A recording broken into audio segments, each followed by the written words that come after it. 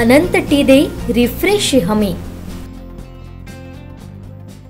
सिंधुदुर्ग जिल्ह्यातील आगळी वेगळी आणि ऐतिहासिक परंपरा असलेल्या सांगेली गिरोबा उत्सवाचा थाटात प्रारंभ झालाय।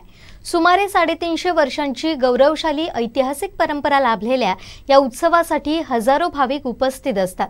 होळी पौर्णिमेच्या पूर्वसंध्येला ढोलताशांच्या गजरात हर हर महादेवच्या जयघोषात प्रारंभ झालेल्या या आगळ्या वेगळ्या सोहळ्याची सांगता होणार आहे। ग्रामदेवतेची दरवर्षी पुनःप्रतिष्ठापना करणारे सांगेली येथील गिरिजानाथ हे एकमेव देवस्थान आहे।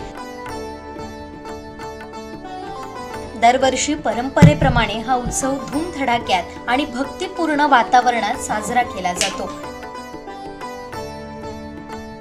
पंचक्रोशीतीलच नव्हे तर जिल्हाभरातून या उत्सवाचा सोहळा याची देही याची डोळा अनुभवण्यासाठी हजारो भाविक उपस्थित राहतात। दरवर्षी गिरोबाच्या प्रतिष्ठापनेसाठी फणसाचं झाड निवडलं जातं।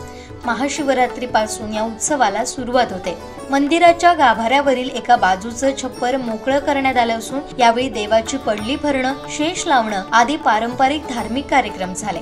त्यानंतर गिरिजानाथ मंदिराकडून सवाद्य निशाणी काठीसह देवस्थानचे मानकरी ग्रामस्थ सवाद्य मिरवणुकीने येथील नियोजित गिरोबा उत्सवस्थळी पोहोचल्यावर सुहासिनींनी देवस्थानच्या मानकऱ्यांचं औक्षण करतात। त्यानंतर गिरिजानाथाच्या मूर्तीसाठी निवडण्यात आलेल्या फणसाच्या झाडाची विधिवत पूजा अर्चा करून शेस लावून गाऱ्हाणं घातलं जातं।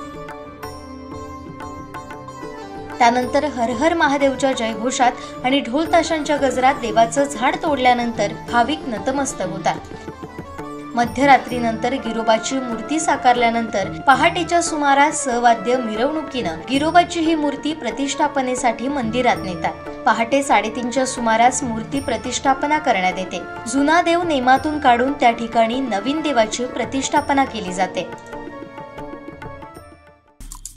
आमचे दिवसभरातले सर्व अपडेट्स, ताज्या घडामोडी आणि थेट लाईव्ह पाहण्यासाठी सबस्क्राइब करा, लाईक करा कोकणचं नंबर 1 महा चॅनल कोकण 7 लाईव्हचं YouTube चॅनल।